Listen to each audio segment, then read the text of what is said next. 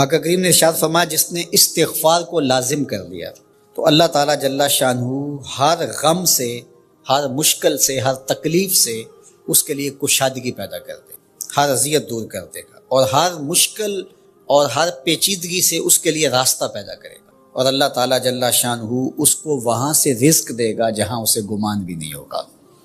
اللہ اکبر۔ حضرت انس رضی اللہ تعالیٰ عنہ سے ایک روایت سن لیجئے، کہتے ہیں کہ رسول کریم صلی اللہ علیہ وآلہ وسلم نے فرمایا کہ جس طرح تانبے کو، لوہے کو، دھاتوں کو زنگ لگتا ہے، اس طرح دلوں کو بھی زنگ لگتا ہے، اور فرمایا زنگ کو اتارنے کے لیے جو چیز بنائی گئی ہے وہ استغفار ہے۔ تو استغفار دلوں کا زنگ اتارتا ہے۔ قرآن مجید کی تلاوت، کثرت ذکر، موت کی تذکیر اور استغفار، یہ دلوں کا زنگ اتارتا ہے۔ کثرت کے ساتھ لا الہ الا اللہ اپنے معمولات زندگی میں شامل کریں، یہ تجدید ایمان کا ذریعہ ہے۔ اسی طرح سبحان اللہ و بحمدہ یہ دن میں 100 مرتبہ اپنے معمولات میں شامل کر لیں۔ اگر سمندر کی جھاگ سے بھی زیادہ یا اس کے برابر بھی گناہ ہوئے تو یہ کلمات صرف 100 مرتبہ پڑھنے سے سارے گناہ بخش۔ ارشاد فرمایا جو اللہ سے ڈرے اللہ اس کے لیے راستے کھول دیتا ہے، اور اللہ اس کو وہاں سے دیتا ہے جہاں سے اسے گمان بھی نہیں ہوتا۔ وَمَن يَتَوَكَّلْ عَلَى اللَّهِ فَهُوَ حَسْبُهُ، اور جو اللہ پر بھروسہ کرے اللہ اس کے لیے کافی ہو جاتا ہے، اس کی ضروریات کا وہ خود کفیل ہوتا ہے، اور اس کے کام اس کے ذمہ کرم پہ ہوتے ہیں، کوئی ہو کے دیکھے اس کا۔ تو جو اللہ سے ڈرے اللہ اس کے لیے راستے بناتا ہے۔ حضرت عوف بن مالک رضی اللہ تعالی عنہ الاشجعی حضور کی خدمت میں حاضر ہوئے اور عرض گزار ہوئے کہ میرا بیٹا سالم مشرکین کی قید میں ہے اور میں فاقوں کی حالت میں ہوں۔ تو فرمایا آل محمد کے پاس ایک سیر جو ہیں، بس اس کے علاوہ ہمارے پاس بھی کھانے کے لیے دنیاوی اسباب نہیں ہیں۔ کہا صبر کرو اور اللہ سے ڈرو، اور لا حول ولا قوت الا باللہ کثرت کے ساتھ پڑھو۔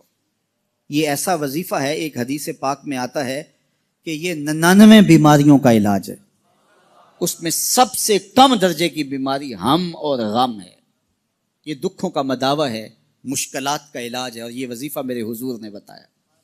حضرت ابو ذر غفاری رضی اللہ تعالیٰ عنہ کو حضور نے 5 چیزیں بتائی تھیں، ان میں سے 5ویں چیز یہ تھی کہ ابو ذر کثرت کے ساتھ لا حول ولا قوت الا باللہ پڑھا کرو۔ فرمایا عرش الہی کے نیچے ایک خاص خزانہ ہے، یہ وظیفہ وہاں سے آیا ہے، یہ زندگی میں معمول بنا لو۔ جب پھنس جاؤ، مشکلات میں آ جاؤ تو لا حول ولا قوت الا باللہ پڑھو، اللہ راستے کھولے گا۔ تو حضور نے 3 چیزیں فرمائی، اللہ سے ڈرو، صبر کرو، اور کثرت کے ساتھ لا حول ولا قوت الا باللہ پڑھو۔ وہ فرماتے ہیں کہ میں یہ عمل شروع کیا، ابھی گھر میں بیٹھا ہی تھا کہ دروازے پہ دستک ہوئی، تو میں اٹھا کہ دروازہ کھولوں دیکھوں کہ کون ہے۔ تو دروازہ کھولا، دیکھا میرا بیٹا کھڑا ہے اور اس کے پیچھے 100 اونٹ کھڑے ہیں۔ تو میں نے کہا کہ تم اور یہ اونٹ؟ کہا مجھے موقع لگ گیا، میں ان کی قید سے بھاگ آیا اور آتے آتے ان کے 100 اونٹ بھی ہانک لایا ہوں۔ وَيَرْزُقْهُ مِنْ حَيْثُ لَا يَحْتَسِبُ، وہ تمہیں وہاں سے رزق دے گا جہاں سے تمہیں گمان بھی نہیں، اس کے ہو کے تو دیکھو۔ اللہ اکبر۔ اللہ کے ہو جاؤ تو پھر وہ تمہاری ضرورتوں کا کفیل ہو جائے گا۔ فرمایا حضرت عبداللہ ابن مسعود رضی اللہ تعالیٰ عنہ نے کہ کسی شخص کو فقر و فاقہ آ جائے تو وہ لوگوں کو بتائے کہ میں آج کل بڑے مشکل حالات میں ہوں، ہر وقت لوگوں کو بتاتا رہے تو اس کی مشکل بڑھے گی، اس کی مشکلیں آسان نہیں ہوں گی اس طرح۔ اور اگر وہ اپنی اس مشکل کو کسی سے شیئر نہ کرے بلکہ مصلی بچھا کے اپنے رب سے کہے کہ مالک فقر و فاقہ آ گیا ہے اور اس کا علاج تیرے پاس ہے، اس مرض کا مداوع تیرے پاس ہے۔ تو حضرت عبداللہ ابن مسعود فرماتے ہیں کہ رسول کریم نے فرمایا جلد یا بدیر اللہ اس کو مالا مال فرما دے گا۔ یہ بھی کبھی کر کے دیکھو، مشکل آ جائے، فاقہ آ جائے، مصیبت آ جائے، کسی سے نہ کہو، صرف اپنے رب سے کہو، پھر دیکھنا اس کی کرم نوازیوں کا می کیسے برستا ہے۔ فرمایا اللہ پر بھروسہ کرنے کا جو حق ہے اگر وہ تم ادا کر دو، وہ تمہیں ایسے رزق عطا کرے جیسے پرندوں کو عطا کرتا۔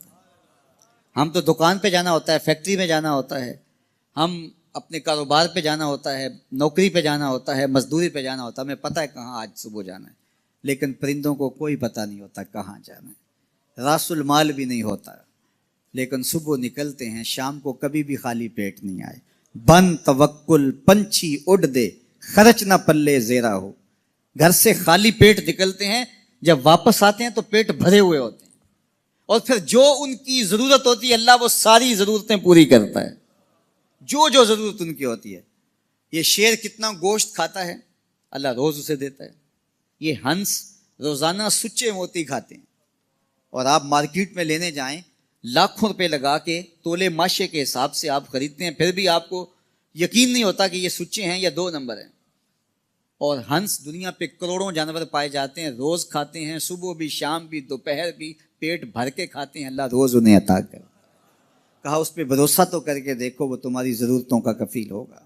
اس پہ بھروسہ کرو گے وہ تمہیں وہاں سے دے گا جہاں تجھے گمان بھی نہیں ہوگا۔ سچا واقعہ حضور نے اپنے صحابہ کو سنایا۔ 3 آدمی سفر کے لیے روانہ ہوئے، یہاں تک کہ ان کو رات پڑ گئی، تو ایک غار کے اندر وہ داخل ہوئے رات گزارنے کے لیے۔ آندھی چلی، بارش آئی، تو اوپر سے ایک پتھر لڑکا اور وہ غار کے دروازے پہ آ کے گر گیا، اور اتنا بھاری اور بڑا پتھر تھا کہ اس نے غار کا دروازہ بند کر دیا۔ انہوں نے آپس میں بات کی اور کہا تم اس غار میں پھنس گئے ہو، اب یہاں سے نکل نہیں سکتے مگر یہ کہ تمہارے وہ عمل جو محض اللہ کی رضا کے لیے تم نے کیے ہیں، ان اعمال کا وسیلہ دے کے اللہ سے دعا مانگو۔ ان میں سے ایک آدمی نے کہا اللہ میرے ماں باپ بوڑھے تھے، اور میں جب بھی بکریاں چرا کر کے آتا تو میں دودھ دو کر کے سب سے پہلے اپنی ماں کو اور اپنے باپ کو پیش کرتا۔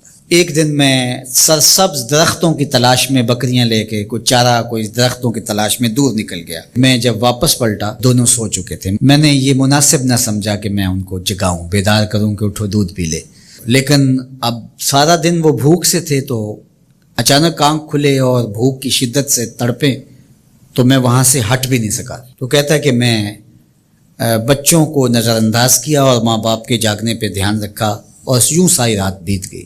میرے ماں باپ فجر کے وقت جب اٹھے وہ دودھ ان کو پیش کیا، اب یہ عمل پیش کر کے کہتا ہے اے اللہ اگر یہ میں نے محض تیری رضا کے لیے کیا، تو جانتا ہے میرے دل کو، تو اس پتھر کو ہٹا دے۔ تو پتھر تھوڑا سا سرک گیا، لیکن اتنا نہیں تھا کہ وہاں سے یہ باہر نکل سکے۔ اب دوسرے کی باری آئی، اس نے کہا اے اللہ میرے چچا کی ایک بیٹی تھی جو مجھے بہت زیادہ محبوب تھی، مرد عورت کے ساتھ جتنی محبت کرتا ہے اس طرح میرا اس کی طرف رجحان قلب تھا، تو میں نے اس کو اپنی خواہش کی تکمیل کے لیے کئی بار کہا، لیکن اس نے کہا کہ یہ نہیں ہو سکتا۔ اور پھر ایک دن حالات نے اس کو مجبور کر دیا، فاقہ زدہ حالات ہو گئے، غربت آ گئی، تو اس نے مجھ سے اپنی حاجت طلب کی، تو میں نے اس کو 120 دینار دیے، لیکن اس شرط پہ کہ تم اپنا جسم میرے سپرد کرو گی۔ اب مجبوری سے اس نے کہا ٹھیک ہے، لیکن میں نے دیکھا کہ اس کا وجود اللہ کے خوف سے کانپ رہا تھا، اور مجھے کہنے لگی اتق اللہ، اللہ سے ڈر، اور اس کی حدوں کو نہ توڑ۔ میری خواہشات تو پگلی تھیں، آرزویں تو بےتاب تھیں، اور میں اس کی قیمت بھی ادا کر چکا تھا، لیکن اس کا یہ جملہ کہ اللہ سے ڈر، تو میں نے تیرے سے ڈر کے اس کو چھوڑ دیا، اور جو اس کو میں نے 120 دینار دیے تھے وہ بھی اس کے پاس رہنے دیے۔ اللہ میرے اس مخفی عمل کو تو ہی جانتا ہے، تو اگر میں نے تیری رضا کے لیے ایسا کیا تو اس پتھر کو ہٹا دے۔ تو پتھر تھوڑا سا ہٹ گیا، سوراخ تو زیادہ ہو گیا، لیکن ابھی بھی وہاں سے گزرنا ممکن نہیں تھا۔ اب تیسرے نے کہا اے اللہ میں مزدوروں سے کام لے رہا تھا اور ان کی مزدوری میں نے دے دی، ایک مزدور بتائے بغیر چلا گیا، تو میں نے کیا کیا کہ اس کے مزدوری کے پیسے کاروبار میں لگا دیے، کاروبار میں برکت ہوئی، اور بہت زیادہ وہ کاروبار جو اس کی مزدوری سے شروع کیا گیا تھا پھیل گیا۔ تھوڑی سی مزدوری تھی لیکن کاروبار بہت پھیل گیا۔ اب میں اس کے اندر کچھ ایک آنا ٹگا نہیں لیا۔ ایک عرصے کے بعد وہ شخص آیا، اس نے کہا مجھے میری مزدوری دے۔ تو میں نے کہا یہ بکریاں، یہ بھیڑیں، یہ اونٹ، یہ غلام، یہ نوکر چاکر، یہ سب کچھ ہے، یہ تیری مزدوری ہے۔ تو اس نے کہا میرے ساتھ مذاق نہ کر، وہ میں تو مزدوری کے وہ چند جو لینے آیا ہوں اور آپ کہتے ہیں یہ سب کچھ تیرا ہے۔ تو اس نے ساری صورتحال بتائی، تو اس نے وہ ساری بکریاں، وہ سارے اونٹ، ساری گائے اور سارے غلام ہانکے اور چل دیا۔ کہا اے اللہ اگر یہ عمل میں نے تجھے راضی کرنے کے لیے کیا تھا تو پتھر کو ہٹا دے۔ تو حضور نے فرمایا وہ پتھر ہٹ گیا اور یہ چلتے ہوئے باہر آ گئے۔ جب اللہ کی رضا کے لیے کام کیے ہو تو مشکلوں سے نکلنے کے راستے ملتے۔ ایک روایت میں آتا ہے جو آسانی کے وقت اللہ کو فراموش نہیں کرتا، اوکھے ویلے اللہ اس کو فراموش نہیں کرتا۔ ہم تو کسی مصیبت میں پھنسے تو چالاکیاں کرتے ہیں، کوئی چالاکی کوئی مکر کہ اس سے نکلیں، تو مصیبت میں پھنسیں تو دعا کے لیے ہاتھ پھیلا لیں اور اچھے اعمال کا اللہ کی بارگاہ میں وسیلہ پیش کریں۔ تو زندگی میں ایسا ذخیرہ اعمال کا جمع کرو کہ جب مشکل بنے تو ان اعمال کا وسیلہ پیش کر کے مشکلات سے نکلنے کا راستہ ملے۔ حضرت عبداللہ ابن عباس رضی اللہ تعالیٰ عنہ سے مروی ایک روایت ہے، میں ایک دن حضور کے پیچھے بیٹھا ہوا تھا، سواری میں حضور کا ردیف تھا، تو حضور نے فرمایا اے بیٹے اے لڑکے میں تجھے کچھ کلمات سکھاتا ہوں، تو اللہ کے حقوق کا خیال رکھ تو وہ تیری حفاظت فرمائے گا۔ تو اللہ تعالیٰ جل شانہ کے احکام کی حفاظت کر تو اسے اپنے سامنے پائے گا۔ اذا سألت فاسأل اللہ، جب سوال کرے تو اللہ سے ہی سوال کرے، اللہ سے مانگنے کا مزاج پیدا کر لیں کہ فرمایا تمہارے جوتے کا تسمہ بھی ٹوٹ جائے تو وہ بھی اللہ سے مانگو۔ ضرور بازار میں جاؤ دکاندار سے، لیکن حقیقی طلب اللہ سے ہونی چاہیے۔ بات بات پہ اللہ سے سوال کرو، بڑی سے بڑی چیز بھی اس سے مانگو، چھوٹی سے چھوٹی چیز بھی اسی سے طلب کرو۔ ہماری ساری ضرورتوں کا کفیل ہمارا رب ہمارا مالک ہے۔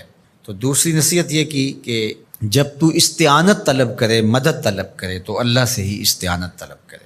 وعلم اور جان کہ اگر ساری امت سارے لوگ پوری قوم جمع ہو کے تمہیں فائدہ پہنچانے کی کوشش میں لگ جائیں تو تمہیں وہی فائدہ پہنچا سکتے ہیں جو تیرے لیے تیرے رب نے لکھا ہے۔ اور فرمایا وَإِنِ اجْتَمَعُوا عَلَىٰ أَن يَضُرُّوكَ بِشَيْءٍ، اور اگر تمہیں نقصان پہنچانے کے درپے ہو جائیں، لَمْ يَضُرُّوكَ إِلَّا بِشَيْءٍ قَدْ كَتَبَهُ اللَّهُ عَلَيْكَ، تو تجھے صرف وہی نقصان پہنچا سکتے ہیں جو اللہ نے تیرے لیے لکھا ہے۔ سارا زمانہ بھی مخالف ہو جائے تیرا کچھ نہیں بگاڑ سکتا۔ ہاں تیرے مقدر میں اگر کوئی چیز کوئی بگاڑ لکھا ہے تو وہ ہوگا، اس کا ذریعہ وہ بن جائیں گے۔ تو اس لیے پھر اسی سے مانگو، اسی سے طلب کرو۔ رفعت الاقلام وجفت الصحف، جو لکھنا تھا اللہ نے لکھ دیا، لکھنے کے بعد قلم اٹھا لیا گیا اور جن صحیفوں پہ لکھا تھا وہ خشک ہو گئے، اب کتابیں بند ہیں، تو اس لیے اس نے تیرے لیے جو لکھا ہے وہ ہو کے رہے گا، تو خام خواہ لوگوں سے ڈرنے کی ضرورت نہیں ہے، اور تیرا فائدہ تیرا نقصان اسی کے دستے قدرت میں ہے، تو اسی سے طلب کر، اسی سے مانگ۔ اور فرمایا تو اللہ تعالیٰ جل شانہ کو رخاء میں خوشحالی میں یاد کر، یعرف کا فی الشدہ، وہ تجھے مشکل میں پہچانے گا۔ یعنی جو شخص خوشحالی کے دور میں اس کے پاس دولت ہے، صحت ہے، تو اللہ تعالیٰ کو فراموش نہیں کرتا، اللہ اس کی بدحالی کے زمانے میں اس کو فراموش نہیں کرتا۔ وعلم اور جان ان النصر مع الصبر، کہ جو مدد ہے وہ صبر کے ساتھ آتی ہے۔ وان الفرج مع الکرب، اور کشادگی جو ہے وہ مشکل کے ساتھ آتی ہے۔ وان مع العسر یسرا، اور سہولت جو ہے وہ مشقت برداشت کرنے کے بعد آتی ہے، تنگی کے بعد فراخی آتی ہے۔ پہلو مشکل پھر تمنا، پہلو کنڈا پھر پل، شاید مگروں پہلو مکھیاں ڈس دیاں ڈنگ والیاں۔ تو یہ سب ہوتا ہے، مشکلات، تکلیفیں، آلام، مصائب، ان سب سے گزر کر کے آسانیاں آتی ہیں۔ خود حضور کی زندگی دیکھ لیجئے، مدنی زندگی مکی زندگی کے گزرنے کے بعد طائف کے مراحل کو طے کرنے کے بعد آتی۔ تو ہم ڈائریکٹ اگر چاہیں مکی زندگی کو اختیار کیے بغیر اور طائف کی مشکلات اور سنگلاخ راستوں سے گزرے بغیر مدنی برکتیں حاصل کرنا، تو وہ نہیں پا سکتے۔ تو یہ اللہ تعالیٰ نے ایک نظام رکھا ہوا ہے۔